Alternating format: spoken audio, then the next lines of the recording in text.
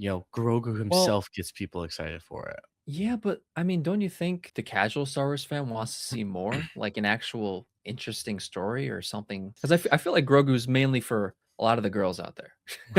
Going back to Star Wars, and I titled this live, "Is Star Wars back?"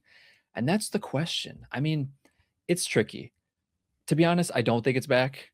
I don't think it's gonna get back possibly until next year with Starfighter because Star Wars Starfighter is seemingly looking to be fantastic. Got Ryan Gosling, the director Sean Levy coming off of Deadpool and Wolverine. Like he's got a great mind when it comes to directing and making great emotional films. So can't wait for that. But with Mando and Grogu, it's tricky because this is a film coming off of a TV series, 3 seasons.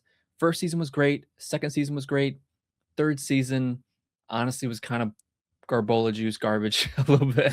It was not fun, and there were some good moments, but when it comes to Mando, it's, it was just lackluster in the final season. So coming into this film, stemming off of what I would consider a bad season of television. Can this film kind of bounce back for it? And but also the question is like did we need this though? Because in my opinion, the style of this trailer, it's still seeming kind of like television format or like a television look to it visually. It doesn't scream to me like theatrical experience.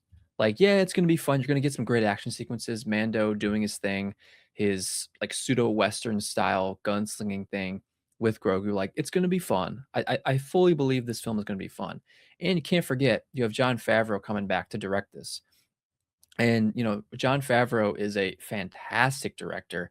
I mean, you think back to films when he launched the MCU with Iron Man. He did a fantastic job. And coming into the Mando TV show with, you know, Dave Filoni, they both combined to create a really good show, more so towards the beginning, but, by the end, it was a little lackluster. But David, what say you about this new trailer for Mandalorian and Grogu?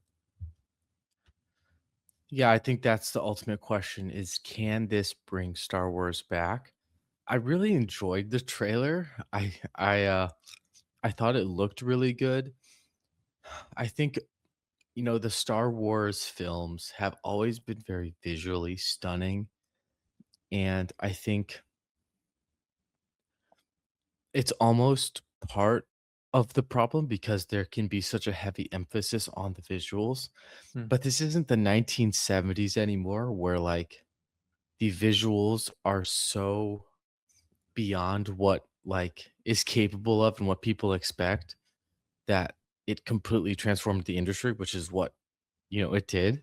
So I think people expect like jaw-dropping visuals already, and if they don't get the parts that they really like good characters, an interesting story, like, then it kind of turns them off. And Star Wars fans are just so rabid and dedicated, Dude, they are and rabid. they are rabid, They're really and rabid. they hate a lot, it seems like. Um, They if really it do. if they don't like something about it, they'll tell you, you know? So, like you said, I don't know if this was needed, but like, I'm does this take place after season 3? It does, yeah. Yeah, so it's a direct sequel to the television S- show. So am I gonna have to watch the first 3 seasons? I mean, that's the question. Honestly, no. I don't think you will have to, Okay. because even from what I could tell with the trailer, it seems like it's just gonna kinda be its own thing, even though, because in this trailer, it does touch on things that they've revealed in the show, that Grogu is gonna live longer than Mando will, and, Mando is trying to tackle that idea, and this film's gonna tackle that itself and just see where Grogu kinda goes after Mandalorian kinda takes care of him. But, yeah, I think you should be fine going into this without seeing any of the show. Okay. Yeah, because that's one thing I was wondering is will I be able to be fine? And some of these shots, I mean, this shot right here where we see Mando and he's looking at this creature and then they cut to that wide shot of that. I mean, I mean, that looks really It cool. looks really cool. Looks really cool. So, also something that Star Wars fans expect is interesting world building. You know, what planets are you going to see? How creative are people going to be with the world? You know, Star Wars is feels like an infinite universe of possibilities of what you can have. Um, so it'll be interesting to see, you know, what that takes place. I mean, it looked like Jabba the Hutt was fighting in like like a gladiator arena. That looked pretty cool. Right. Yeah. Well, this was after Hut died. This is a different Hut, like a bigger masculine Hut. Bigger, more masculine Hut. Yeah, yeah. So I think, well, you know, like you were saying, is this movie needed? And you're not sure, especially because of the downturn of season 3 Mhm. and season 2, season 1 being good. But it's that character right there that's probably gonna make him a lot of money. It's Baby Yoda. I mean, Right. Grogu Grogu, I mean, took over the internet and pop culture in season 1, you know, when they came on the scene. So it's like people are gonna see it for that reason alone, you know? Yeah. Like that's and, you know, hopefully it does well and maybe that can fund some other projects. And hopefully we get a good Star Wars movie. Like let's just have Amen. a good let's have a good Star Wars movie. So it's definitely something. I mean, it's a Star Wars movie. You gotta see it. So Right. um yeah, this will be interesting. Hope it does well. Yeah, I think you said it beautifully. Yeah, just hoping it does well because we want movies to succeed. We we never want movies to fail because the theatrical experience is so special, and especially, I mean, just the camaraderie of being in a theater. Even though I know it can be annoying at times if you're sitting next to someone, talking or whatnot. All those concerns that everyone has, and rightfully so. But the experience of it is just so special. I mean, and even a film I'll talk about later, How to Make a Killing, we'll talk about that for a bit. And like, it's not a big film, but seeing it with people, it was cool because you just felt the experience, the shared experience. It's just really special when you can experience something like a really good film, like a really good story on screen in front of you with other people. It's just a great time. And yeah, with Star Wars, with Mandalorian and Grogu, hopefully that can do the same. I mean, we'll see. I think regardless, we're gonna get a fun time with this. The trailer displays lots of fun moments, and it doesn't have to be the most, crazy story, most insightful, introspective type story, even though I would love for something like that or something that's interesting and different. Which, I mean, it's like, because even though this seems like it's gonna be like just a very long episode of the show, Mm. like maybe they can make it differently and just really take a sidestep and try something new, which I don't think they're gonna do. I think they're just gonna kind of play into the old this just the usual stuff how the Disney Plus show usually plays into. But again, you got John Favreau attached to this. He is a great director. I will never count out John Favreau. So Mandalorian and Grogu coming in hot soon.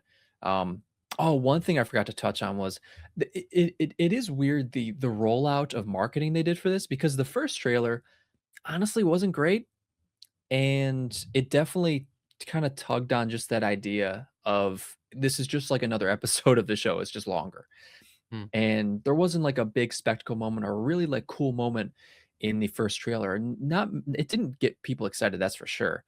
And then we get our second trailer, which was the Super Bowl spot, which was just a big joke. It was And just an ad for a trailer.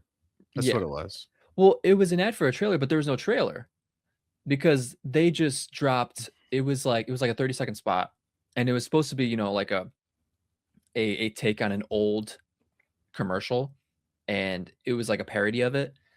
And you spend what, 8 to $10 million on that, and that does literally nothing. It was 30 seconds? It had to have been. Maybe, I I mean, maybe I a thought little it was longer. 15, honestly. I'm pretty sure it was longer, yeah. 15 seconds. So you think it Was was longer than that? I'm pretty sure it was longer than 15 Okay. seconds. I could be wrong, but regardless, you're spending millions on a trailer like that. Not even a trailer, just a funny joke that I mean, it's like you like they just didn't know what they had. Like you got to make us excited for this film, and it just didn't. But that was something I wanted to touch on. But That's interesting. I mean, they're probably thinking the Super Bowl's is the largest audience in the largest TV event in the United States, and so many people recognize Grogu. So all they need to do is just show him that he's in a movie. yeah, which Maybe that's what that's they're thinking. dumb. If they're thinking that, that's ridiculous. But Is it dumb? You don't have to spend a whole lot to like, Grogu well, himself gets people excited for it. yeah, but I mean, don't you think just the casual Star Wars fan wants to see more, like an actual interesting story or something kind of exciting? Because I feel like Grogu's mainly for a lot of the girls out there. It's very popular with the women. He is. Um, I don't know. I'm not sure. I'm not sure. I understand. I definitely understand what you're saying. But maybe they're trying to get the female Star Wars fans interested, so they just show Grogu. Not the That ones. that's a stupid thing. But hey, Yeah. maybe that's what it is. Mm. But all right, guys, that's Mandalorian and Grogu trailer. A little spicy, I mean, we honestly we hope this movie's good. I hope this movie's good. I'm going to see it regardless. But we'll see. Let us know your guys' thoughts on the trailer for Mando and Grogu.